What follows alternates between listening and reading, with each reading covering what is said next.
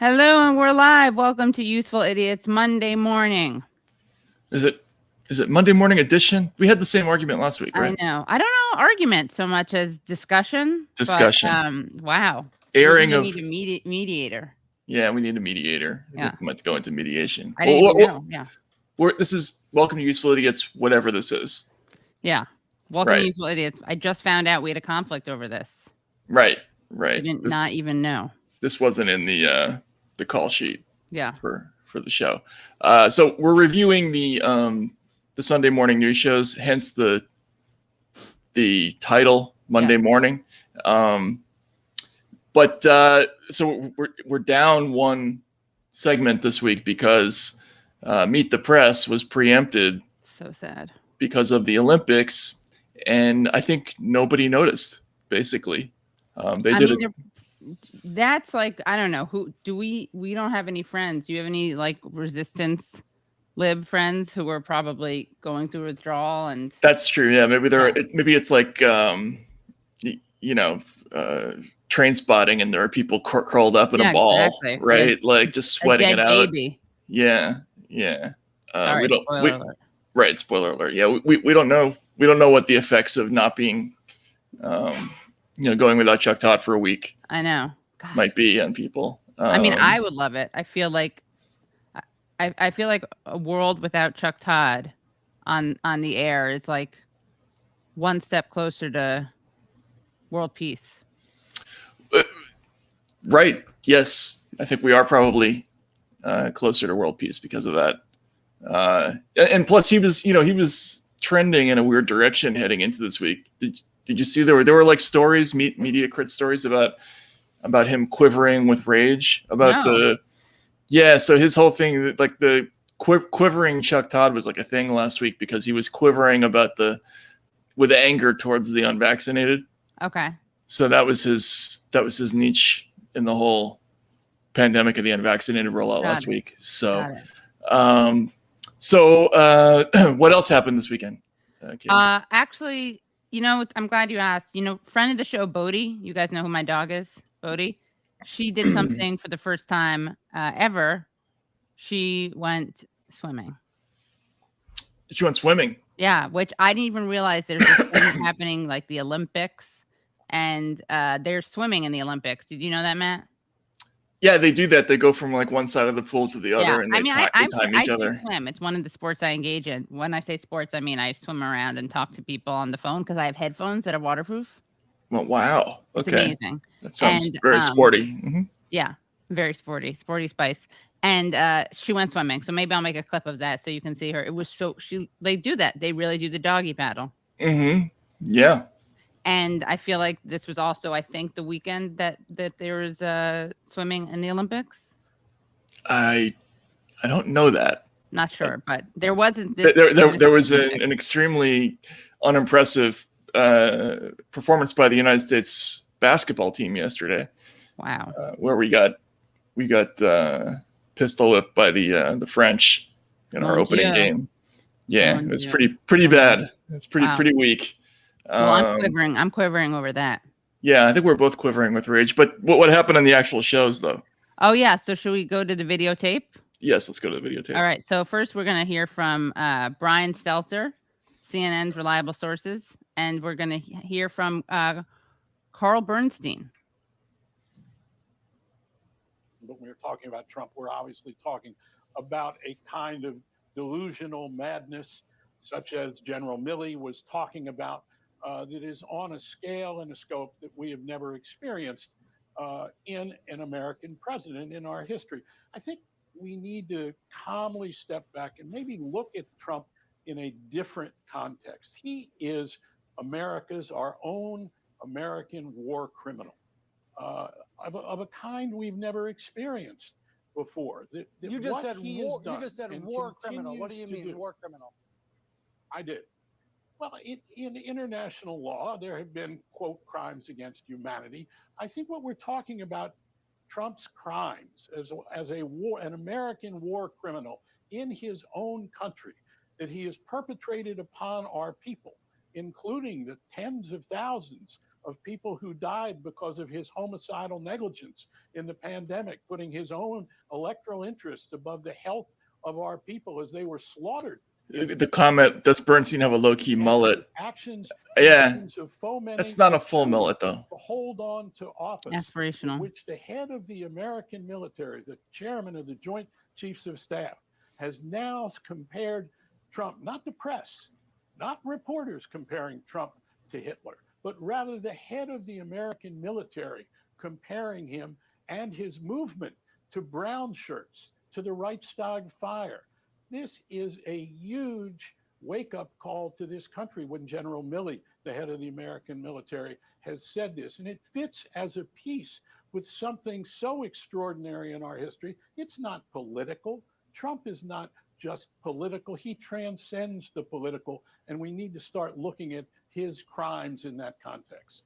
Okay, go ahead. Well, it's pretty incredible because one thing is that I don't know if he went in there planning on making Trump a war criminal in a definitely war. He did. Okay, so he did. So it was kind of weird. I guess it was because Stelter cut him off at an unfortunate point because he didn't kind of get to complete his thought, which was that, well, he's an American war criminal or he's a war criminal on America.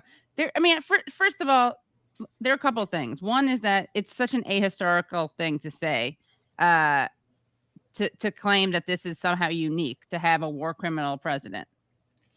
Yep. I mean, he's an underachiever as a war criminal president, honestly. Yeah, Bush, Obama, the other Bush.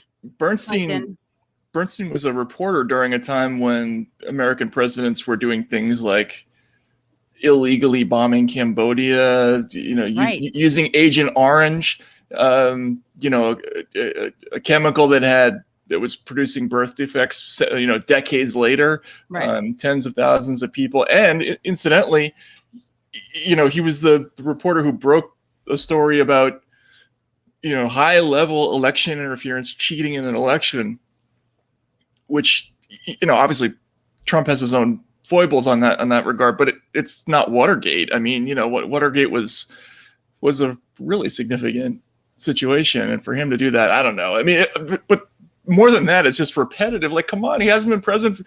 They got to keep doing this, Yeah. I mean, it's unbelievable. And of course, for our younger viewers, Carl Bernstein is one of the reporters who uncovered the Watergate scandal with his partner, Bob Woodward.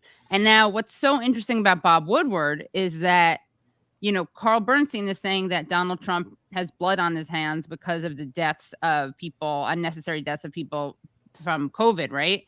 And I think to a certain extent, I think that is probably one of the most egregious things that Trump has done. But, one of the biggest journalistic fails over this, besides, I think we've said this a lot before, how I think Russiagate and the hysteria around that really undermine much more actual legitimate criticism of Trump and his handling of it. Let's not forget that he had a major role in that too. He was bylined in that first January 11th, 2017 CNN story about the P tape. But Bernstein or Woodward? Bernstein.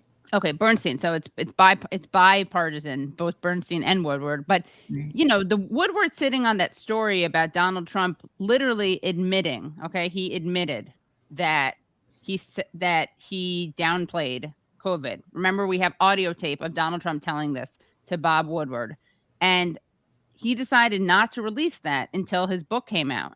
He decided to turn that into a book sales strategy, and that I really think I still don't get how he's allowed to be in like polite society. That's such media malpractice, especially for people who claim to say that Donald Trump has blood on his hands. If that's true, and if he's a war criminal, then Bernstein should put in a call to his former colleague and say, you know what, I'm sorry, I'm going to have to bring you to The Hague also for your war crime.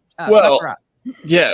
Either that, or that's Woodward saying that he agreed with Trump, because Trump's rationale in that whole thing was that we have to keep the people calm during this initial period, and I don't so it's yeah. Right, you know what I'm saying? Like, I don't think that's what it was. I think he was just saving it to try to sell the book, and probably the reason he isn't getting killed for that by other reporters is because every reporter, like most of them, would do that.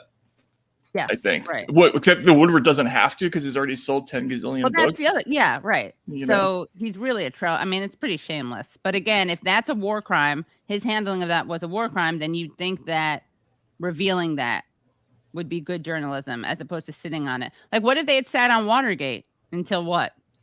Until all Right. the president's men? Right. Yeah, exactly. Yeah. So yeah, he was Stelter. The whole thing about like, let's go back in time and reminisce about the great time we had freaking out about Donald Trump being president, even though he's not president anymore, which is like increasingly a theme on all the channels. Stelter was also retweeting this yesterday, and this is him on narcissism. And guys, if you have trouble hearing, turn up the volume for these parts and then lower it again. Narcissism is a personality disorder. It is not a term to throw around lightly. It's a serious thing. It exists in the realm of psychology, not politics. It's sometimes the only way to understand politics is through psychology. When I hear people on TV confused, perplexed about Donald Trump's continued promotion of the big lie, when I hear commentators saying, this doesn't make any sense, why is he doing this? Well, it does make sense when viewed through the prism of narcissism. It's not political, it's psychological.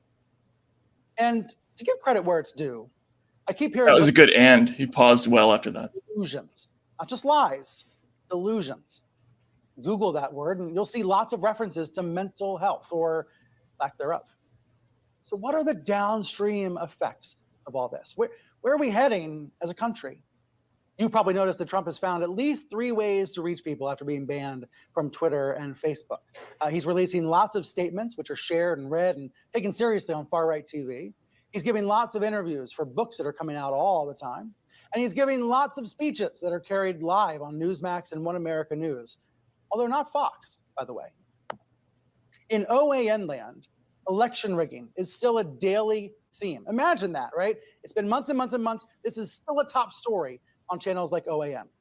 And Trump is on the air this weekend saying that election rigging, fraud, what he calls the fraud, is the biggest issue among the GOP base. Listen to him call out the quote-unquote rhinos who don't get that. A lot of the rhinos don't realize that yet. A lot of the leaders of the Republic, guys like Mitch McConnell, they have no idea how big an issue this is. This is the biggest issue with the Republican Party and the Republican voter. When I get up and speak, all they want to talk about is the election fraud, because it was the crime of the century and people are dying and our country's going to hell because of a rigged election. And it's a shame. On one level, Trump is right that this is the animating issue of the GOP. I was going to say, one man's narcissism wreaking havoc with an entire political party. Yeah. Okay. Okay, everyone. We just want to give people. Sorry. Now you can lower your volumes again. We have to. Apparently, the volume. We can't hurt people's ears, so we have to wait until after the clip to talk. Okay, now people ready. Right. So, okay. First of all, the narcissism thing. I was one of about 1,000 reporters who got assigned to do, an is Donald Trump insane and unfit for office story in early 2017. So basically, if you go back and look, you will find hundreds of stories on the theme of Trump and narcissistic personality disorder, including by me, although I didn't love that story too much. But the idea that Stelter is doing this now, I've just figured out that Donald Trump may be suffering from narcissistic personality disorder. That's thing A. And then B is, again, okay, they won't have Trump on the air because reasons, right? That's been decided that they're not going to do that. So now, and they've ceded these massive audiences to Newsmax and OAN, which are becoming major, sort of media powers because of they're carrying Trump and they're getting enormous audiences from it. So rather than ignore it and commit to their strategy, they're commenting on OAN and Newsmax. I don't know. It just, again, it's just more just nostalgia for Donald Trump being on TV every day, and they just can't find a way to not talk about this. Yeah, it's so old, and hasn't he already been diagnosed as a narcissist many times? Like, why do we have to do this again? Right. Yeah. Again, this was 4 years ago, 5 years ago, right? I mean, everybody was doing those stories. Yeah. Kind of. I mean, I think he is a narcissist. I think a lot of people probably in politics are narcissists, but it was always like, oh my God, it was like every single week alternate was like, psychiatrist explains why Trump's narcissism is unprecedented. That's because they were trying to do the 25th Amendment thing. Right. And the problem with that is the 25th Amendment is pretty clear that the standard for getting rid of the president is ability. Like you have to be unable to do the job, like incapable. And the way I understood it, the way it was explained to me, it's similar to the standard for insanity for committing a crime. Like if you think a person is literally not responsible for their actions, or right? Whatever, yeah. Yeah, like then you find them not guilty by reason of insanity. It's the same kind of standard that they would have to apply. And Trump is clearly not insane to that level. He's got a personality. He's a personality disorder, but he's not mentally unfit. But anyway, right. But that was 4 years ago. We talked about this. Yeah, I wonder, has anyone ever tried to get off of a crime because they're a narcissistic personality disorder? That would be interesting. Yeah, not guilty by reason of being a self-obsessed jerk. That would be interesting. That would be interesting. Yeah, I wonder if there's. We have to ask about all the new not guilty by reason of mental defect defenses that have come out lately. Yeah, it would be really interesting if there's probably some really good, interesting new ones. Yeah, we should start adding that to a show. That could be a good, like this week and this month, this year, and basically celebrating an anniversary of someone not being convicted because of something, like the Twinkie defense. The Twinkie, yeah, but I wonder if it'd be like the journalistic exhaustion defense. Like, I'm so tired, I had to go rob a store. Right. Although if you're tired, you're not going to get up and rob. Well, it's easier than working. Oh, I see what you mean. Right. That's premeditated. Right. Oh, I see. Yeah. Right. But if you were so tired, what could you do because you were so tired? I feel like a crime of negligence. Right. Right. Yeah. Like I didn't because of that. I didn't feed my kid. Yeah. Walking Death Rattle just appeared on the screen. So I thought, of course, I didn't feed my rattlesnake. Right. Yes. Yeah, that could work. Yeah. That's what went to my head. Yeah. All right. What else happened this weekend? Okay. So. And this was, by the way, that rich asshole kid got off murder because he was a rich asshole kid. That was called affluenza. Yeah. Affluenza. Right. Yeah. I like that one. Yeah, that was. Who do you think came up with that? They're like, let's do a narcissism segment. It's been too long. Right. Yeah. It's been at least 8 minutes. Right. So we have to do it again. Yeah. I wonder who his producers are. Sure. Yeah. I don't know. And how many he has. Yeah. Well, that'd be interesting. We should find that out. Yeah. You need some more to do some deep dives into. What do we want for next week? Like if the narcissism thing, what about dementia? I kind of wanted to hear about the dementia. They did that was a story too. Yeah. Right. Yeah. Sociopathy was another one. Sociopathy, yeah. The thing about Trump again is he just reveals it. Like there's nothing that different in policy, but I guess that's why they have to focus on his alleged mental disorder. Yeah, and again the war criminal thing, it's like for a country that does stuff like torture people and bomb countries that haven't done anything to us and drone villages, because somebody is carrying a cell phone that we don't like or whatever, the idea that this president is going to be the first war criminal president is, I don't know. That's iffy to me. Yeah. So he is an underachiever on that level as if we're talking about war criminal presidents. I do feel like he doesn't he's kind of subpar. He doesn't have the numbers. He doesn't have the body count. He was inadequate. Yeah. Yeah. So there was another thing you saw that. So on Fox News, Fox Sunday, we have a great clip with Jim Banks, Rep. Jim Banks, and let's just go to the videotape, and it brings us a nice Nancy Pelosi moment, which is always fun. Because Minority Leader McCarthy said, you guys are all out. Everybody is not going to participate. And yet we're hearing that Speaker Pelosi intends to go through with this on Tuesday. Here's what she said about the makeup of what this committee might look like just a short time ago. Watch this. Will you be appointing more Republicans to the committee like Congressman Adam Kinzinger? That would be my plan. So when will that be announced? Perhaps after I speak to Adam Kinzinger, but I'm not about to announce it right this minute. She's pretty tight-lipped about that.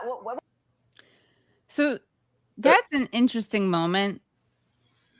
I feel like she's maybe it has kind of a kidnapped vibe to it. Yeah, I mean, like she was trying to send a message by blinking or something like that. Yeah, or really like had just heard some really moving news, or there was something a little. Yeah, I'm not sure. Tight-lipped is an interesting. Yeah, because I'm not sure that's what that was actually. Yeah, I feel like if anything, it was almost like a mute. I mean, it was a dodge, but that's not exactly tight-lipped. But she was almost at the opposite, almost like effusive.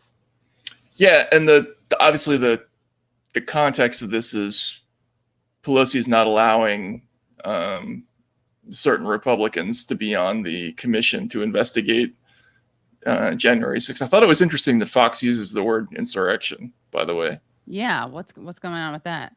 You know, that was interesting. So she's not allowing anybody who, you know, is favorable to Trump in any way to be on the committee. And then that prompted Kevin McCarthy to say, well, we're not going to participate. So she went out hunting for a Republican that she could put on the committee who, you know, would be acceptable to her. And that led her to Kinzinger, right? So that's her basically trying to say, yes, we would like to put him on, but it hasn't been agreed to yet. And when it is, I'll announce it, which there's nothing particularly weird about that. I think Fox wanted to read into make that a funnier moment than it was, but I don't know. No, it was not. It wasn't like, I mean, it wasn't like, what did she say? Good Sunday morning, good Sunday morning. What was it? Happy morning, happy Sunday morning. That was a good moment. Yeah. So that, I mean, I don't know. Should we watch that again? Is there anything in her facial expression that really is funny? I don't know. Maybe we should watch it again. Yeah, let's watch it one more time. Because Minority Leader McCarthy said, you guys are all out. Everybody is not going to participate. And yet we're hearing that Speaker Pelosi intends to go through with this on Tuesday. Here's what she said about the makeup of what this committee might look like just a short time ago. Watch this. Will you be appointing more Republicans to the committee like Congressman Adam Kinzinger? That would be my plan. That's 3 flags behind her, or 4. Oh, wow. After I speak to Adam Kinzinger, but I'm not about to announce it right this minute. Yeah, there is something weird going on, and I feel like we haven't totally nailed it. It's like it's not hostage video. It's like being tickled. I feel like maybe there's something like crawling up her leg at that moment. You think that? Oh, yeah. Later, or someone's tickling her foot. Yeah, that could be it, right? Like there's something going on off screen that we can't see. Yeah, it's tickling. It's somebody flashing her. No, right? No. It's more visceral and not visceral flashing disgust. I don't think. Maybe even it could be something as mundane as like someone trying to give her a phone call. Oh, it's probably her chocolate ice cream delivery or something. Right. Yeah. That could be it. She's trying to. The doorbell's ringing. Yeah. She's trying to play that off. Or maybe what if it's like she hears the ice cream truck and she has like a Pavlovian thing. That's right. Yeah, she gets a little sugar rush. Yeah. I mean, that's what my first thought was that was pharmacological. Like there's a little bit of she had a nitrous hit before that. Yeah. You know, That could be it. Yeah. right? Is Yeah. that a thing? Does she have a reputation for that? Is that a whippet? Yeah, like a whippet. I don't know. I mean, that's a good guess, given we have a lot of ice cream based material to work with. So right, yes, that's what it is. So she's got the whipped cream for the gourmet ice cream tubs, but she's just does a quick hit. Right. Yeah. She's taking Percocet. One of our readers says at Rolling Loud Festival. Yeah. Hi, Phantom Miss Fanto. All right. Well, giddy, fit to bust, can barely suppress a giggle. Yeah. She just ate a baby. That's also sorry. Oh, well, just yeah. A baby. Actually, that's the most logical explanation, don't you think? Yeah. Yeah. How many babies do you think she eats? I mean, I got to say, I really appreciate this because she's Catholic, and I like that this usually goes to the Jews, not baby eater, but blood, right? That's our thing. So I just like how we're kind of like leveling the playing field. The baby eating playing field. Baby eating playing field, yeah. I'm not sure. Oh, Lucille Bluth. Someone said Lucille Bluth from Arrested Development. Oh, right. Yes. Yeah. Actually, there is a little bit of that. Yeah, there is, right? She died. She died, that actress. Did she really? Yeah. What was her name? I hate that you have to check to see if anyone's alive before you mention them now. Oh, well, it's not. I mean, it's not wrong that we did that. I'm sorry, someone mentioned it earlier, and I can't find it. So I don't mean to give sole credit to Tommy Stewart, but I don't. Eric Hammond's. Sorry, go ahead. No, the person he seconded also deserves credit. Eric Hammond says she's on about 150 milligrams of Adderall. I don't know about that. It looks more like something in the other direction to me. What would that be? I don't know. A muscle relaxant, or some kind of downer. Don't you think? Yeah. Headache medicine, Fiorinol. I don't know. Oh, this is good. She sharded by surprise. Wait. I think I know where she sharded. Can we see it one more time? I find the shart. This is like the Eric Swalwell. This is like Shartgate. Forget Fartgate. We're bringing Shartgate. Shartgate, yeah. Everybody is not going to participate, and yet we're hearing that Speaker Pelosi intends to go through with this on Tuesday. Here's what she said about the makeup of what this committee might look like just a short time ago. Watch this. Will you be appointing more Republicans to the committee like Congressman Adam Kinzinger? Like the lean plan. When will that be announced? Perhaps after I speak to Adam Kinzinger. There. Kinzinger. That's it. We got to play it once more, just that one part. Perhaps after I speak to Adam Kinzinger. Yeah. Kinzinger. So that's when it happens, or when she realizes it? There must be. Is there a delay, or do you think? I think it happens during that, right after Adam, but she. Adam Kinzinger. Right, where she goes up. Well, let's see. Can we keep playing it just a few minutes? A few seconds. Speak to Adam Kinzinger, but I'm not about to announce it right this minute. She's pretty. Yeah, I think that's probably it. It could be there. Yeah. There's a couple. I think it could have also happened earlier. It could also have been multi-shart. Oh, I don't know. Does that ever happen? I don't know. I doubt it. Actually, I think you don't usually get a multi-shart because the once it happens the first time, you just clamp down. Yeah, it's taken care of. Yeah. Right. You know what I mean? You're not going to let that happen a second time. Yeah. Right. I don't know. I mean, what if you're on national television at the same time, though? That's true. At that point, you might as well just let it go. Yeah. Right? Right. Yeah. Yeah. I don't know. It's tough. Yeah. It's tough. Yeah. All right. Also happening this weekend, and not to get too serious about this, but for about 2 weeks now, the kind of theme of, actually, it's been multiple weeks now. The big themes on the Sunday shows have been the infrastructure bill that nobody gives a shit about. Well, I guess they do, but it's like a big deal in Washington, right? So they have all these sort of bipartisan panels on where the thrust of all the shows, except for on Fox, all the shows except for on Fox, are about how all the good people are trying to get the bipartisan bill done, and all the wreckers, ranging from Bernie to the Republicans, are holding that up, right? So there's the infrastructure bill cheerleading. That's a big part of these shows.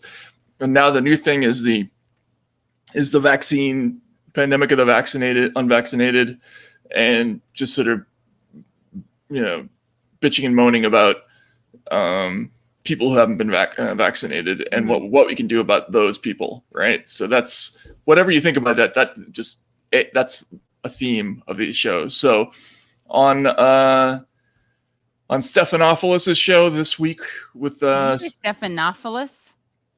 Isn't that right? Stephanopoulos. Yeah, that's really funny and cute because you just made it sound like he was Snuffleupagus. Wait, actually, it's Snuffleupagus, right? Snuffleupagus, yeah. Yeah, I do what you do. I used to say Snuffleupagus.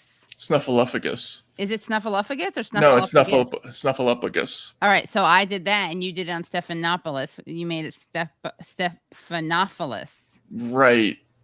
Yeah. No, I got confused. I guess I always get Stephanopoulos and Fluffernutter confused in my head. Yeah. But you mix it with Snuffleupagus. Right.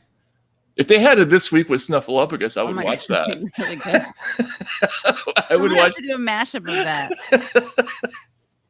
That would be really That good. would You be just a have great to have show. Snuffleupagus. What is it? Snuffleupagus. Snuffleupagus. You got to just have Snuffleupagus asking questions. Right. Then, like the real questions he asked or comments, and just have them interact with that. That would be great. That would be a really good show. We'll show it on the next show. We should do a multiple choice of things that it shows they should have instead of this week with Stephanopoulos. So this week with Streptococcus. Oh yeah, that's good. So this week with Snuffleupagus. This week with Streptococcus. What about this week with Dukakis? This week with Dukakis. Phobic, maybe Helena. Yeah, I'm okay with that. What else? Streptococcus. This week with strongyloides. This week with what's strongyloides? It's a parasitic disease. I want MRSA thrown in there. I don't know why. It doesn't really work, but MRSA would be. MRSA's always doable. Yeah. MRSA's always available. What would that even look like? Well, the set would have to be really small. Oh yeah, right. Yeah. I guess they would all have to be really small. Well, not for Snuffleupagus. This week with disestablishmentarianism, that's what one of our commenters, JC, and that's a good one. I think it's anti-disestablishmentarianism is the longer word. But I think they're making a pun. Oh, I see. Okay.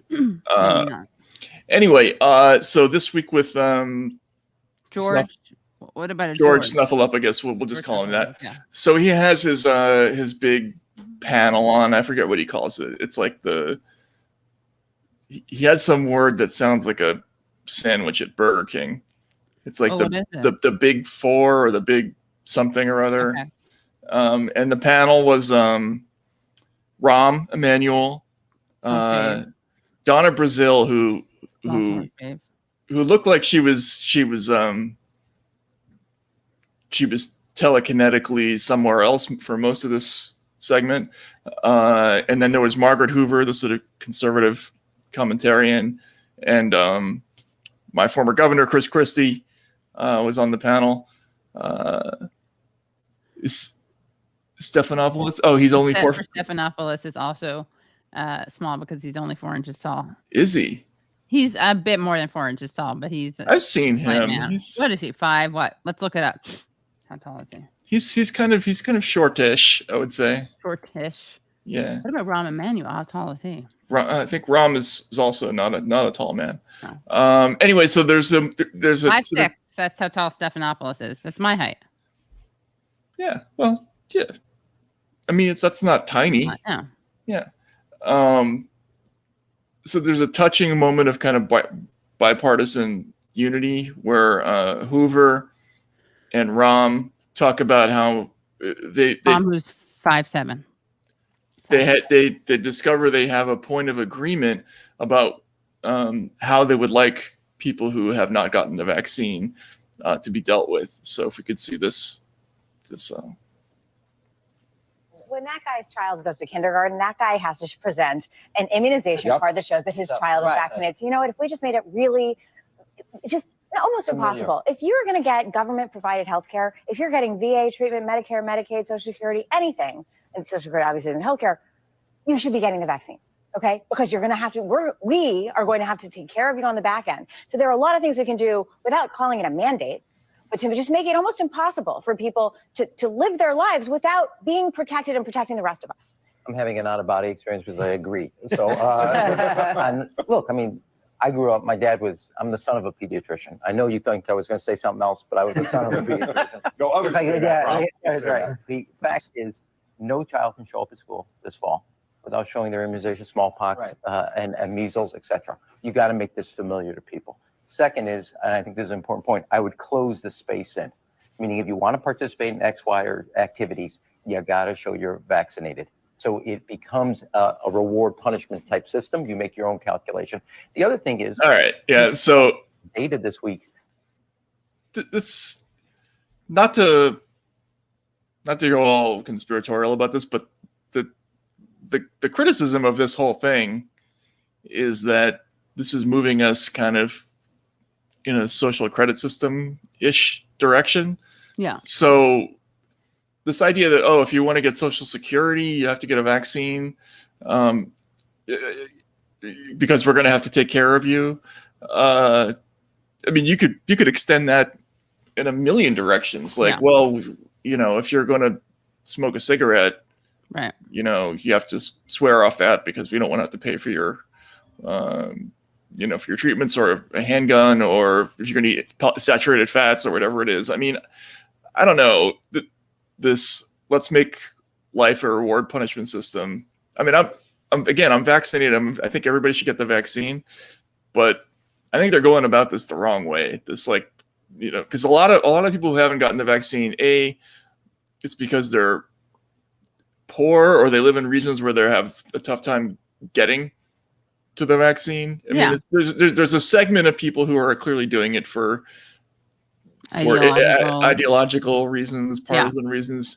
There are some people who are just, they want to wait a little longer because they want to get full FDA approval or whatever it is. Right. And then there's some people who just can't get it yet, or haven't been convinced, and it's ridiculous. We shouldn't be making. I mean, I think that everyone should get vaccinated. I think that there's a public. I mean, I don't think it's just an individual decision. I think that's a weird argument. People are like, it's up to you. Of course, it's up to you technically, but I call it a dick move. Sorry, not sorry. But yeah, you don't make the social safety net contingent on that, right? Like the welfare state, you don't only have access to it. And that's, you can, I mean, that's a very scary precedent, we're not going to, if you smoke cigarettes, we're not going to give you health insurance because you made your bed, now sleep in it. Yeah. And this is something that comes up. I did a bunch of reporting about welfare fraud a long time ago. And so you start off with a program that makes some sense, which is, let's make it possible for women who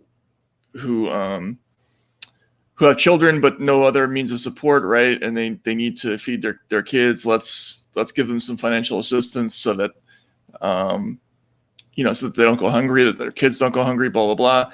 And then what ends up happening is this bureaucracy gets built up around that, and they start imposing all these different conditions on. Here's what you're gonna have to do to get that money. First of all, we want to make sure that you're not just sitting at home not working. So, that there's the whole workfare thing. Then there's the whole let's have inspectors come to your house to make sure that you're not cohabitating with somebody who actually has money and could pay instead of us, right? So they have people who come in at all hours of the day to make sure that people aren't sharing the apartment. They have snitch lines, right, so that neighbors can call in, and then it becomes this whole thing. Well, because we're giving you assistance, we now have the right to show up unannounced at all times. There was a Supreme Court case about this, right, where if you receive certain kinds of assistance, does the government have the right to come inspect your situation. I don't know. I worry about that whole angle to all this, and the sort of joking way that people like Rahm and Margaret Hoover just steamroll over that. What makes me nervous a little bit. And again, this is from someone I totally think everybody should get vaccinated, but I just have to say that freaks me out a little bit. Which part? You want Social Security, get vaccinated? Yeah, right? Of course, yeah. It's just, I mean, it's really disgusting. Everyone. Also, if you care about, it's really stupid. What do you want to create a system where people have? I mean, you're just creating more. Ironically, anything you do like that would, of course, just make it harder for people to get vaccinated. It's so dumb. And receive Social Security. Yeah, I mean, and like all the welfare state things that you get, all those things. Like if you have to miss anything you do to make people more precarious, gets in the way of many things, including, let's say, getting to the doctor for a vaccine, right? Or the health center. It's just like another version of the means testing thing too. Yeah. It's like mean. Oh, I never realized that. Why don't we play with that more? Mean. It's very mean. Mean testing. Mm-hmm. Yeah. No, I mean, we interviewed, remember, Andrew Yang about the what was the name of his plan again for UBI? The UBI, right? So part of that whole UBI theory, and I don't know whether I'm for it or against it, but part of it is that they've done research that shows that when you just give people money and don't attach conditions to it, that everybody does better, that they use it, they feel less stigma about it. And there tend to be more positive outcomes. Like if you attach all these conditions and make people jump through hoops and create bureaucracies around it, it just becomes a different kind of program to me. Yes, not good. We give it the useful idiots anti-bump. By the way, I'm for UBI, but it has to be linked to other social services. That's my line on it. Because if not, it can actually be, I think, used to erode the safety net. Speaking of the welfare state, which is why MLK believed in that, but also the welfare state. Did you like the way Rahm was joking about how you all thought I was going to say "son of a bitch"? Son of a bitch, yeah. Yeah. I was going to say just "son of awful people." SOA. SOAP. Right. SOAP. Yeah. Another thing we don't have a clip for this, but another thing that was amusing about this was Chris Christie was he treated the appearance with an almost kind of desperate seriousness, because it reminded him of when he was politically viable, I think. Right, when he was relevant. Yeah, when he was relevant. And he was a relevant prick as opposed to an irrelevant prick. Right, yeah, exactly. And it was kind of touching to watch, actually. Yeah, it was sweet. Yeah. But by the way, we got some comments. Okay. Super chats. Then we can go back. The Illustrative Carp writes, data is now showing that people have had the virus seem to have the same or greater immunity than the vaccine. So there's that. I'm not sure if that's an anti-vaccine point. Oh man, I missed the other one. Someone said something about Black people having it forced on them. I get the fear of, I mean, there's the Tuskegee experiment.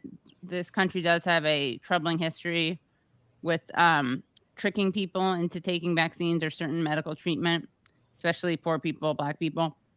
I don't see that happening here. So I'm going to say that, in fact, Dr. Victoria Dooley, who's an African-American woman, urges her patients to get them. Not to pull one of my best friend favorite doctors. That is exactly what you just did. But she is someone who's talks a lot about racism and healthcare. She actually has a great framing of it, which is the ridiculous Hillary Clinton is what is it? Is breaking up the banks going to end racism? No, and similar to that is will Medicare for all end racism? And Victoria Dooley's thing is well, it's not going to end racism, but if I'm going to be discriminated against, I'd like to be able to have free healthcare. while that's happening. Right. Anyway, yeah, and thanks for that super chat. Yeah.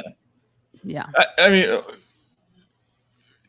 clearly there are some statistics showing that there's some, I guess, what's the term now? Vaccine hesitancy in some black neighborhoods, right?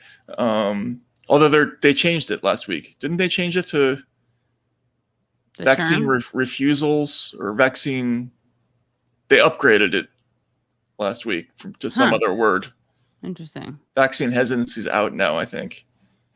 It's out. What's in? I think it's like vaccine refusers or vaccine. It's not deniers yet. I'm sure that's coming.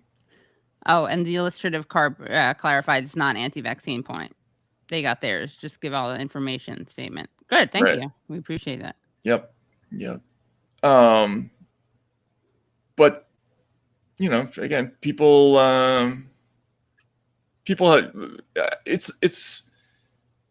it's not completely irrational for people to have some concern. I mean, like there was the swine flu thing, right, in the 70s. So that was a bit of a fiasco, and so people, maybe they're thinking about that. I don't know, but certainly the whole shaming thing. I don't know. It doesn't seem to me like no shaming doesn't work. I don't actually vaccine virginity. It could be vaccine virginity. That's a good one. Yeah. Someone asked, what is the difference between Tuskegee and now? Well, Tuskegee was giving people syphilis. Yeah. Or not giving them treatment for syphilis. So there are a couple differences. Right. Yeah, I think that was an evil Hitlerian experiment on people who couldn't consent, and this is a voluntary vaccine program that saves your life, probably. I don't know. So that's just one really subtle nuanced difference that you could, if you squint, you could see it. You could maybe see it. Yeah.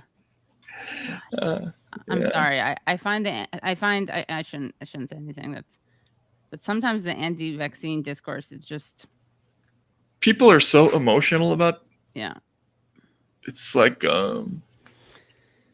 they're so emotional about this thing. It's like wild.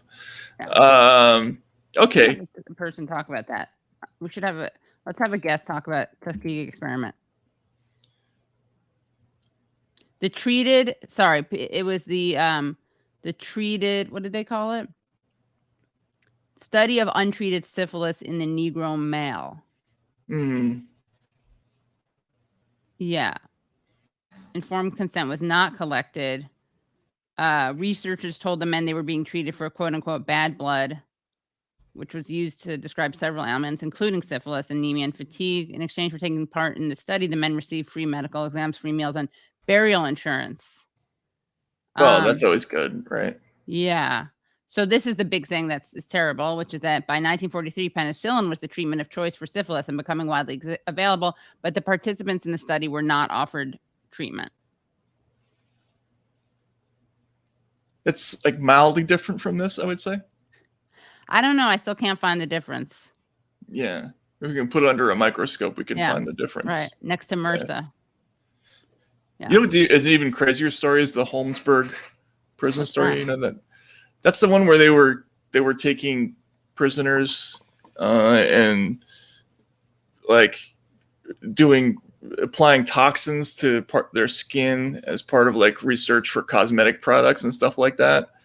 And they were doing this till 1973 or 4 or something like that. And where was this? I think it's Holmesburg is outside Philly, I think. Actually, I interviewed someone who was in that prison. Oh, wow. It's Holmesburg, Pennsylvania. And they didn't stop it until between 1951 and 1974. So that went on. Well, Tuskegee went on for a long time too. I mean, it was crazy. Yeah. All right. So anything else to say about what happened this week? So the Olympics kind of cut into the mojo of this whole thing. Yeah. Should we just not have the Olympics anymore? I mean, I'm not for the Olympics, especially in COVID. I think it's not a good idea. What do you think? There are some people who are having that opinion. We're afraid of it being a super spreader event. I think that was in the Washington Post this morning, or yesterday. So, but Japan doesn't have the same problem with the virus. No. Yeah, it's much more contained. Wow. Somebody sent us €5.49. Yeah. And what's the denomination in euro?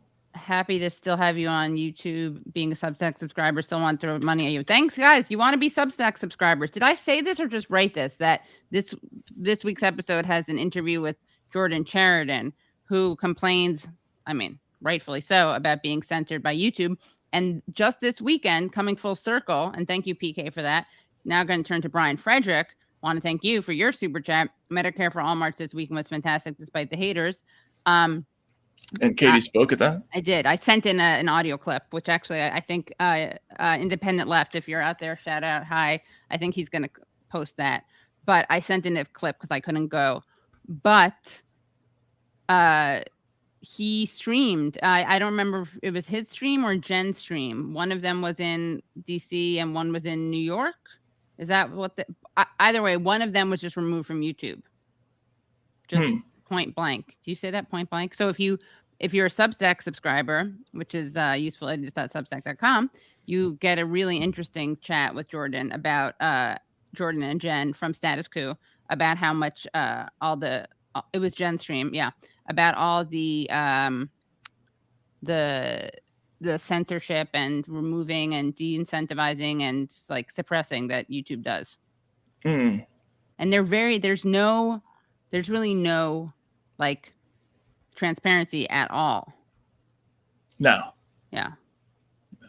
But people they're fine with it because these are private companies, so therefore it's not really in their minds. Problem. The video was restored late last night, which that's better than not being restored, but probably shouldn't have been taken down in the first place. Did they give any idea, like excuse for why?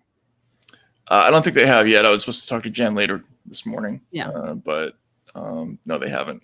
Yeah, they haven't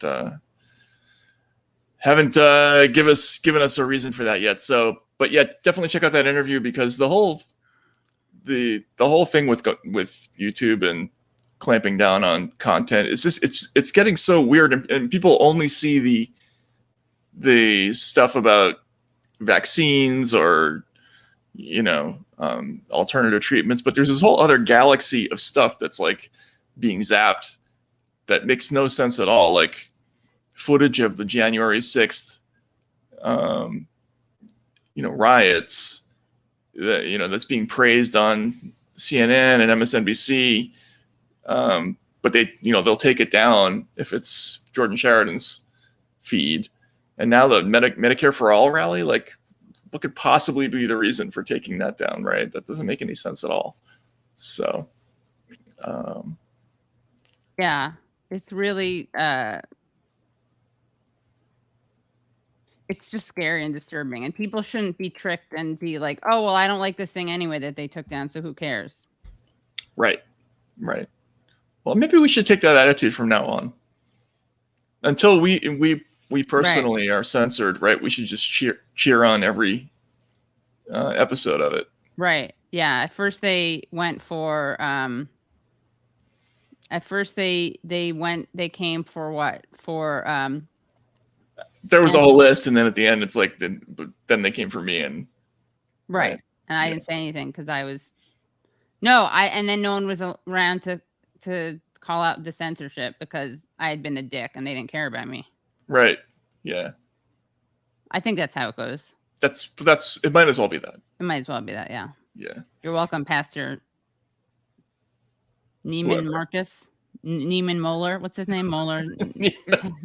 Pastor Neiman Marcus. I like that. Pastor Snuffleupagus. Yes, Pastor Snuffleupagus. Yeah. This week was Snuffleupagus. Can we make that show? We really, it won't be that hard. Is anyone going to do it? Someone tell me if they'll do it. Then we don't have to. But it'll just be a really cute thing where you see Snuffleupagus, then you see Nancy Pelosi.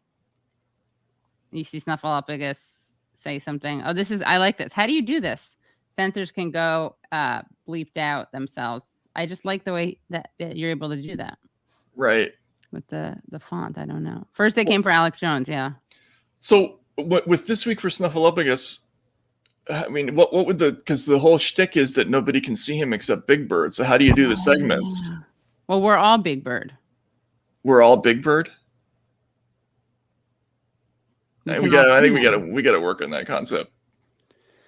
Well, I mean, you could make it easy and make it technically just have blank space, like a blank dead air, and say it's Snuffleupagus, but I don't think that would do well. Let's just find we can't do that now. So you could have Big Bird saying, "So what's your response to that question?" And the guest would be like, "What question?" Right. Well, he just asked you, like. Yeah, and Big Bird could really get angry and be like, "Why are you ignoring the question? Yeah, stop it! Yeah, you coward." This is actually something. If we want to do this, we're going to have to do this on Substack only because it'll get probably taken down by YouTube if it's public. Right. So that's another reason to join. So you can catch our Snuffleupagus interview show. I think that would be good. Can we get a Snuffleupagus? There's 2 people in there, so. There are 2 people. You're right. Right. Whoa. I didn't see that as a direction that Useful Idiots would go in. You and I in a Snuffleupagus costume. Oh yeah, you're right. But that could be interesting. Yeah, you're right. Maybe we can use your kids. No, those are. They're not that tall. No, those are grown up. You and your kid. You and your kid. You and your 3 kids. Yeah, no, but then the feet would go in all the wrong directions. Right, we're on the same that's place true. Right now. Right, yeah. You know what my son said yesterday in the car? What?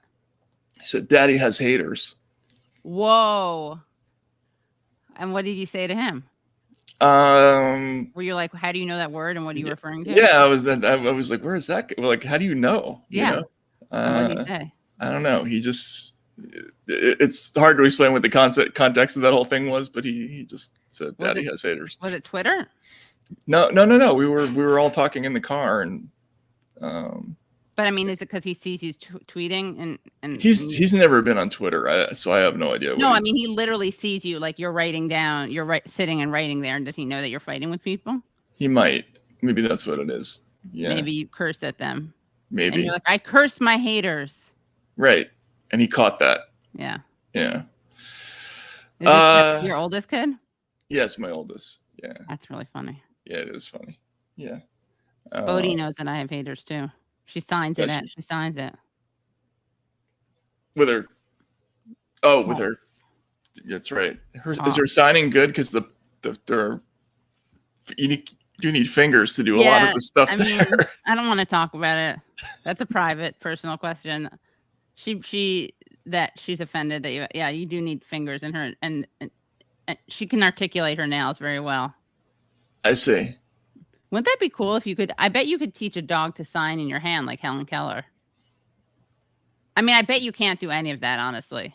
Yeah, because it's a dog. Right, but if you could, all I'm saying is if a dog was smarter, that kind of signing is probably easier than this kind. So if you had a gorilla that had dog hands, dog paws, dog paws, yeah, it would be able to do the Helen Keller version of communicating. I think so. Don't you think? You mean it would be limited to that? But you're saying it would be, yes, I think what you're saying is true. If they can do it but gorillas of course have, what are they? They're not opposable thumbs. Right. Yeah. Are they opposed? Do they have opposable thumbs? No, I don't think they do. They're not really. Oh, who does have opposable thumbs? We do. Anyone else? No, I don't think so. Really? I thought that they do. I thought gorillas did. Vaccines do not stop transmission or infection. Okay. All right. I mean, that's up there with what's the difference between now and Tuskegee question, I think. Yeah. Dogs use the tail to communicate. Yeah, but again, the tail's kind of limited. They could sign with the tail. Could sign with the tail. The Helen Keller tail move. I'm excited to see you. I'm not excited. I'm wary. Right. Oh, chimps have opposable thumbs. So gorillas don't. Do they really have opposable thumbs? I don't know. Someone should look it up. I don't know. All right. We're coming up in an hour. So that was yesterday. We watched, we suffered so that you didn't have to. Yesterday's news. Yeah. That- Orangutans. And that was yesterday's news. Useful idiots. Yesterday's news. That's kind of good. My dog Well, still uses fax. Yeah. Fax machine. Yeah. Yeah. Yeah. All right. So we'll see you later this week, but then also again at this time next week. Yes. Exactly. Right. All right. Thank you very much for Thank you. hanging out. We'll see you again soon. Bye.